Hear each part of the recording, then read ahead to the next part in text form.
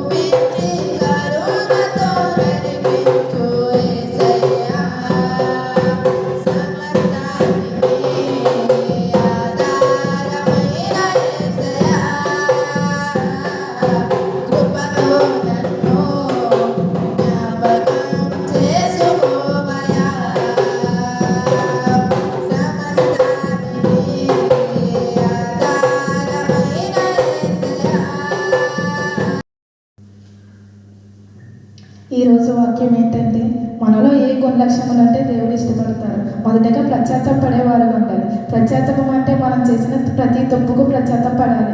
మనం ఎవరి గురించి అయినా చెడుగా మాట్లాడకుండా దేవుడి దగ్గరికి వచ్చి వెంటనే క్షమాపణ చెప్పేవారుగా ఉండాలి. రెండవదిగా మనం ఎన్ని కష్టాలు వచ్చినా మొదటగా దేవుడికి చెప్పేవారుగా ఉండాలి. మనకి సంతోషం వచ్చినా బాధ వచ్చినా మనుషులకు కాదు కానీ మొదటగా దేవుడికి చెప్పేవారుగా ఉండాలి. మనుషులకు చెప్తే వాళ్ళు మీ కష్టాన్ని బట్టి హేళన చేయొచ్చు కానీ దేవుడు మీ కష్టాన్ని మాత్రం తీరుస్తారు. మూడవదిగా సందేహించకుండా ప్రార్థన చేయాలి. సందేహించడం అంటే దేవుడు ఈ కార్యం నా జీవితంలో చేస్తారా లేదే అనే తలంపు రెండు తలంపులు లేకుండా ఒకటే తలంపు కలుగుండి ఖచ్చితంగా దేవుడు నా జీవితంలో ఇది చేస్తారనే తలంపు కలుగుండి మనం ప్రార్థన చేసేవారుగా ఉండాలి. ఈ పరిశుద్ధ వాక్యం దేవుడు ఇచ్చింది.